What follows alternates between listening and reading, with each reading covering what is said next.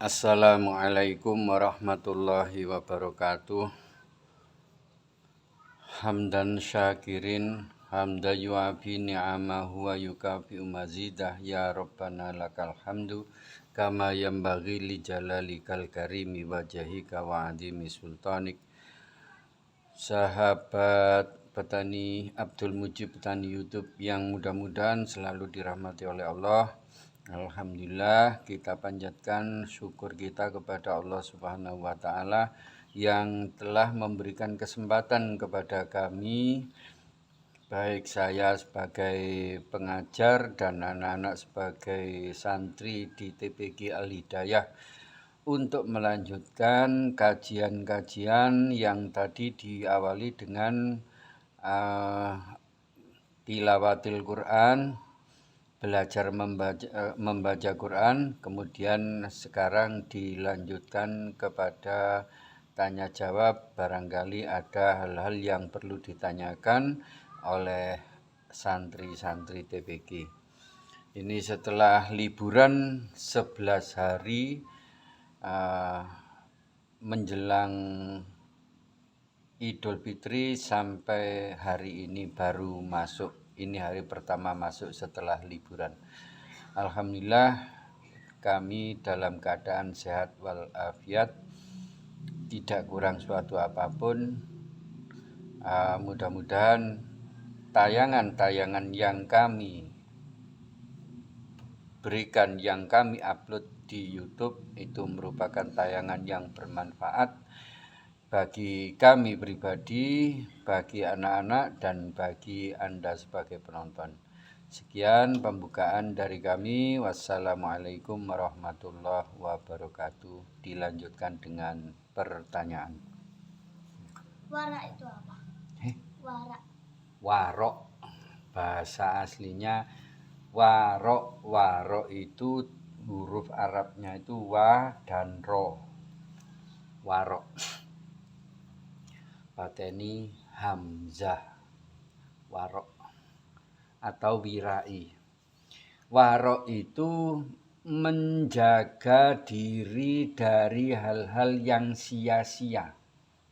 Apa sia-sia? Pengen dulinan, keluyuran, ngalor ngidul sepedaan, ngentekno bensin, ngentekno waktu, ngentekno tenaga.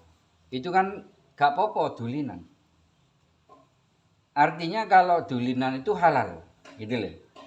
Tapi dengan seringnya kamu lakukan itu, padahal waktu itu kamu bisa belajar, kamu bisa membantu orang tuamu, atau kamu bisa melakukan hal yang manfaat, mungkin deres ngaji, atau sinau pelajaran sekolah, baca-baca buku dan sebagainya. Tapi digunakan untuk mungkin nonton YouTube berlama-lama, atau main game di YouTube, di internet, atau mungkin dulinan keluyuran. Itu hal-hal yang sia-sia. Boleh, tapi sia-sia. Nah, orang-orang wirai atau orang yang warok itu menjaga dari hal-hal yang tidak mendatangkan manfaat, walaupun itu boleh. Jadi njogo banget. Gak gampang-gampang wong wirai itu lungguh nang warung, maem di warung, atau ngopi nang warung. Gak gampang-gampang. Kalaupun dia makan di warung atau minum di warung, itu mesti punya tujuan. Orang wirai itu tidak kenal kesia-siaan. Jadi apa yang dilakukan itu bertujuan. Itu. Jadi enggak seperti anak-anak seperti kalian, dulinan ngalor ngidul, ujung-ujungnya guak waktu, guak tenaga, guak duit, kayak tuku bensin. Tidak ada manfaat yang bisa kamu ambil dari dulinan itu. Kecuali dunilamu itu mau bermanfaat, ya enggak apa-apa. Misalnya kamu dulinan, tapi di situ ada pemikiran. Misalnya menciptakan sesuatu, apa yo? Gawe apa yo saiki yo? Nah, gawe kerajinan utawa gawe opo. Lah itu namanya dulin yang manfaat. Renang lah manfaat bagi kesehatan. Tapi lek keluyuran, apa manfaatnya bagi kamu? Ngalor ngidul, terus didelok wong lho gak enak. Kalau manfaat bagi kamu barangkali kamu seneng. Tapi senengmu itu seneng yang semu. Seneng yang tidak hakiki. Seneng yang ya mungkin seneng yang enggak ada artinya. Enak ndi ambek ngene umpama. Pengen dulinan tapi bisa mendapatkan uang. Nah, misalnya dulinan, ya sembuh dulinan di samping nyambut gawe mungkin. Tapi kamu seneng di situ. Seneng karena kamu dapat uang. Atau dulinan bedek-bedekan ambil koncone tentang pelajaran sekolah atau pelajaran ngaji. Ada manfaat kan? Ya, kamu semakin pikiranmu semakin terpacu untuk mengetahui hal-hal yang baru yang belum pernah kamu ketahui. Berarti kamu tambah pinter. Nah gitu. Tapi lek keluyuran ngalor ngidul. Wong sing delok lho sepet mripate. Arek iki maneh. Bolak-balik iki maneh. Nah itu orang-orang wirai. Jangankan menjaga yang haram. Sampai yang halal pun kalau tidak bermanfaat orang-orang yang wirai atau warok itu betul-betul dihindari. Kenapa manusia bisa mengalami mati suri? Saya kira dijawab tentang mati suri berdasarkan agama gampangi lah, kalau agama itu paling enak. Apalagi kalau dasarnya itu ilmu tauhid. Maka dikatakan itu adalah Allah ingin menunjukkan kuasanya. Ono dipateni temenan wis gak urip maneh, tapi ono dipateni sementara, mati suri. Itu Allah ingin menunjukkan maha kuasanya. Ana wong digawe ganteng kulite putih duwe akeh. Sehat. Nah. Tapi Allah juga bisa menciptakan orang mulai lahir cacat. Itu apa artinya? Menunjukkan maha kuasanya Allah. Jadi Allah bisa menciptakan macam-macam. Terus kan di Quran seringkali ayat-ayat itu diawali dengan kata-kata wa min ayatihi an khalaqalakum. Amin wa min ayatihi wa min ayatihi wa min ayatihi. Dan di antara tanda-tanda kebesaran Allah itu artinya wa min ayatihi. Dan di antara tanda-tanda kebesarannya diciptakanlah ini, ciptakanlah itu. Nah, itu. Jadi banyak ayat-ayat yang menunjukkan Allah itu bisa menciptakan situasi apa saja, keadaan apa saja. Termasuk orang mati suri dan mati yang sesungguhnya. Mati suri kan mati sementara. Terus dijawab sesuai dengan disiplin ilmu kedokteran. Ya, sing jelas itu bukan bidangnya Abah. Gak ngerti ilmu kedokteran, tapi setidaknya pernah dengar ada hal-hal itu yang memang belum terputus. Jadi nyawanya itu belum diambil oleh malaikat maut. Orang ini belum. Tidak mungkin nyawa yang sudah melayang, nyawa yang sudah dicabut oleh malaikat maut, terus dikembalikan lagi, itu tidak terjadi. Berarti orang yang mati suri ini memang belum waktunya mati. Dia itu seperti koma. Orang yang sedang koma, tahu? Orang yang koma itu diinfus ngene ya. Di apa dikai apa jenenge ngene irunge. Terus kene juga kabel-kabel sampai nih dodol-dodol kayak kabel. Nah itu ya macam-macam lah. Tapi yang jelas orang mati tidak bisa hidup lagi wis ngono. Lah terus kenapa ada mati suri? Berarti orang itu belum waktunya mati. Mungkin dia ada hal-hal di dalam dirinya itu yang terputus. Mungkin saraf darahnya sehingga darahnya tidak bisa mengalir. Atau mungkin apa ya? Apa gak bisa jawab. Tapi setidaknya tidak ada cerita orang yang mati hidup lagi. Tidak ada satu dalil pun ayat. Tapi Allah bisa menghidupkan orang mati seperti waktu Nabi Isa. Terus Syekh Abdul Qadir Al-Jilani itu pernah berdoa kepada Allah, sholat 2 rakaat dulu, kemudian berdoa kepada Allah agar mayat ini dihidupkan untuk sementara saja, agar dia bersaksi siapa yang membunuh dia. Di zaman Nabi Musa juga pernah terjadi. Nabi Musa minta kepada Allah kemudian untuk menghidupkan, karena di waktu itu orang terbunuh tidak tahu pembunuhnya itu siapa. Akhirnya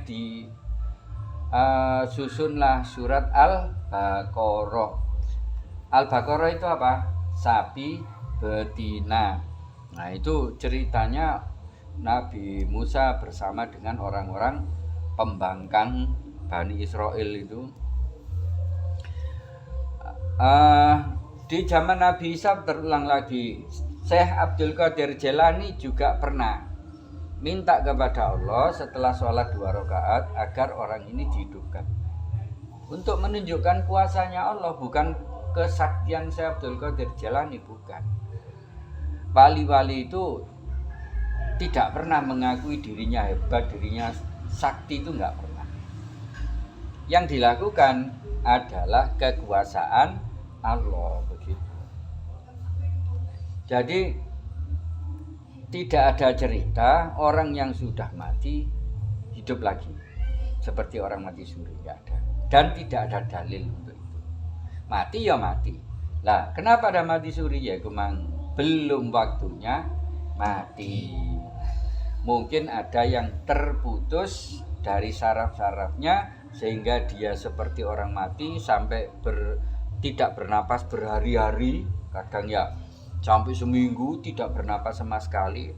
Ya wallahu alam. Kalau Abah lebih suka menjawab pakai dalil tauhid, bahwa semua yang ada di dunia ini adalah atas kuasanya Allah. Dan roh sing jenenge nyamuk, apa enggak kurang hebat? Nyamuk cilik. Tapi lek pengen dicokot nyamuk malaria, celek nyamuk cilik, kira-kira kuman malaria yang dimasukkan ke dalam dirimu itu seberapa? Nyamuk sing gawa cilik. Kuman sing digawa sapiro? Tambah cewilian maneh. Loh gitu kamu bisa masuk rumah sakit. Kurang hebat. Ayo, tanda-tanda kebesaran Allah.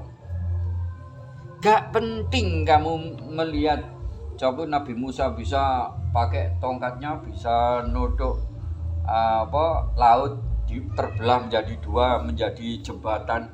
Tidak penting. Lihat yang tiap hari nyamuk. Wis gak niat gak delok nyamuk, delok lombok. Pecicilono lomboke. Bendina iku wis lombok mulai pentil cilik-cilik mulai kembang ya, terus mentil cuwili, mari ngono tambah gede. Belon bendina. Itu tanda-tanda kebesaran Allah. Dari lombok yang hijau sampai lombok menjadi merah, sampai merahnya merah banget, terus suwe-suwe kisut garing membusuk. Itu cukup menjadi tanda-tanda kebesaran Allah. Jadi apapun yang ada di dunia ini kita ini diperintahkan untuk bersaksi bahwa semua itu adalah ciptaan Allah. Kenapa Allah menciptakan itu? Kenapa Allah menciptakan itu? Kenapa Allah menciptakan itu? Itu Allah ingin menunjukkan iki lo aku sing maha kuasa. Tidak ada yang lebih kuasa atau bisa menyamai aku. Kira-kira Allah akan bilang seperti itu. Bicara saat wudhu itu punya batal. Kalau dibilang bicara di saat wudhu dibilang batal, tidak, tapi itu bisa mengganggu kehusuan wudhunya. Karena wudhu itu, walaupun wudhu itu harus khusyuk. Kenapa khusyuk? Setelah khusyuk kita muncul sifat syukur kepada Allah. Apa mari wudhu ku ngene, ya Allah matur suwun panjenengan izinaken kula ndamel apa toyone panjenengan. Banyu ku wek sapa? Wah ya Allah kan. Mau pakai air minta izin dulu sama yang punya. Kita ini cuma dipinjami, dikasih ngono tok. Makanya ya kudu sopan, njaluk izin nang Allah. Ya Allah kula badhe wudu, ya Allah kula badhe mandi, ya Allah kula badhe. Nah itu. Jadi kalau wudhu kita khusyuk, maka akan timbul rasa syukur, akan timbul pemahaman bahwa air ini adalah diciptakan oleh Allah. Kita ini mek dipinjami tok, dikasih secara gratis untuk mandi, membersihkan badan, untuk wudhu. Nah, setelah kita ini menyadari bahwa air ini dari Allah untuk kita, maka kita seharusnya mensyukuri. Dan khusyuk dalam wudhu itu pentingnya, yaitu tadi akan memunculkan kesadaran. Kemudian bisa jadi memunculkan kesadaran tentang hukum-hukum wudhu, agar wudhumu itu enggak cepet-cepetan, enggak ngawur, enggak ambek guyon. Karena wudhu itu syarat dari sholat. Orang yang mau sholat harus wudhu dulu, harus suci dari hadas dan najis. Nah, karena harus suci dari hadas dan najis, maka wudhu itu hukumnya wajib. Kalau wajib, maka jangan diganggu dengan omong-omongan dan guyon. Wudhu ya wudhu, wudhu lo paling sak menit lah wis, mari. Dadi lek ana pas kancamu ngajak guyon aja, utawa ngajak ngomong aja direket. Hanya 1 menit saja kira-kira, atau paling lama 2 menit, itu kamu khusyuk kepada Allah, agar kamu memahami konsep-konsep wudhu, aturan wudhu, urutan wudhu, agar enggak tertukar, enggak terbalik-balik. Kemudian kamu menyadari bahwa wudhumu itu bukan hanya untuk menyucikan badanmu, yang lebih penting itu menyucikan hatimu. Makanya setelah wudhu, ojo gopo-gopo tapi menghadap ke barat, menghadap kiblat, angkat tangan, kemudian bilang apa doa setelah wudhu? Asyhadu an la ilaha illallah wahdahu la syarikalah wa asyhadu anna Muhammadan abduhu wa rasuluh. Allahumma ja'alni minat tawwabina wa ja'alni minal mutatahhirin wa ja'alni min ibadika sholihin. Mari wudhu, sik minta disucikan lagi kepada Allah. Minal mutatahhirin, agar engkau masukkan aku ke dalam orang-orang yang suci, yang menyucikan. Kenapa? Loh, kita tadi kan sudah wudhu. Ternyata wudhu itu tidak cukup untuk membersihkan hati kita masih. Tapi wudhu yang khusyuk itu bisa membersihkan hati. Kenapa? Karena muncul kesadaran. Nah, kesadaran inilah yang disukai oleh Allah. Makanya ojo ngomong. Lek hukumnya batal karena bicara, enggak. Yang penting wudunya bener. Jadi kalau wajahnya ya sudah ini penuh ini, yang tidak ditumbuhi rambut ini termasuk wajah sampai telinga ya. Kemudian tangan sampai sikut. Kemudian kepala. Caranya seperti Rasulullah, airnya ditaruh tangan kanan, taruh tangan kiri, lek mancur ya, itu terus disisirkan ke kepala, terus ke belakang, kemudian kepalanya mampir gini, enggak, kon kepalanya tangannya terus mampir. Lah ini bolong-bolongan iki diberseni. Iki mburi iki digebek alon-alon cok nemen-nemen. Gebek alon-alon pakai air wudhu tadi. Kemudian kaki sampai mata kaki. Berarti sudah sempurna kan? Nah, kalau sudah sempurna, orang-orang yang wudhunya sempurna itu nanti ada jaminan sholatnya sah. Masih sah ya. Soal nanti diterima atau tidak oleh Allah urusan belakang. Yang penting sah dulu sebagai syarat lepas dari hadas dan najis. Terus untuk diterima, nah syaratnya tambah lagi urusan hati. Niatnya wis bener kan enggak? Apakah ada niat-niat untuk dipuji orang lain? Atau niat-niat yang sifatnya duniawi? Kalau niatnya sifatnya ukhrawi, akhirat, nggak apa-apa. Misalnya minta masuk surga, itu nggak apa-apa sih. Walaupun itu kelasnya belum ikhlas betul, ikhlas KW itu. Tapi nggak apa-apa sih. Tapi wis mulai, aku kan nyalokno sebagai DPR misalnya gitu ya, atau calon nyalokno untuk menjadi lurah di desa. Terus sehingga biar orang-orang ini memilih saya, maka saya sekarang rajin ke masjid, sholat jamaah. Nama itu padahal biyen-biyen gak tahu. Bareng nyalokno jadi lurah, jadi DPR, jadi apa, malah rajin nang ngene masjid. Nah, berarti dia niat untuk mencapai dunia. Ini sholatnya ditolak sama sekali oleh Allah. Niatnya bukan Allah lagi. Kalau niat ingin masuk surga, ingin dapat pahala, itu kan berarti masih hubungannya dengan Allah. Pahala wae sapa? Wae Allah. Surga wae sapa? Neraka wae sapa? Wae Allah kabeh. Jadi takut masuk neraka, maka dia sholatnya rajin. Itu masih baik. Itu. Jadi kembali kepada pertanyaan, maka yang paling baik wudhu itu jangan bicara. Bahkan tiap-tiap bacaan wudhu itu mulai niat nawaitul wudhu lirafil hadasil asghar fardhon lillahi ta'ala. Itu di makna nang ati. Nawaitu, aku berniat wudhu lirafil hadasil, untuk menghilangkan hadasil asghar, hadas kecil, asghar itu kecil. Fardhon, wajib, lillahi, karena Allah Ta'ala. Itu.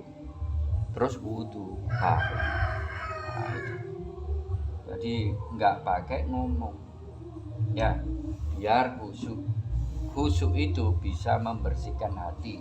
Kalau enggak khusyuk, sah wudunya, ambil omongan, ambil guyon, sah wudunya, tapi yang bersih cuman badanmu, hatimu masih kotor. Jadi kita tutup dengan doa.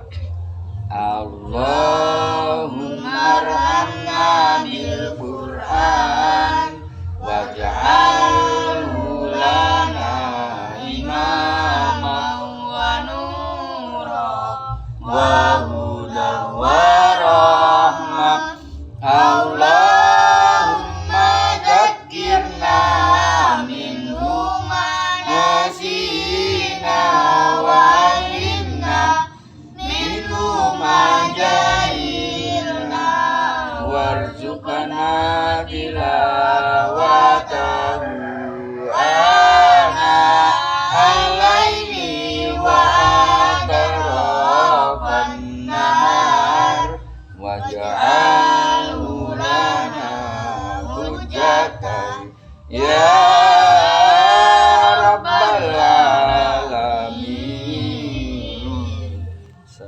Assalamualaikum warahmatullahi wabarakatuh. Waalaikumsalam warahmatullahi wabarakatuh. Allahumma sholli ala Sayyidina Muhammad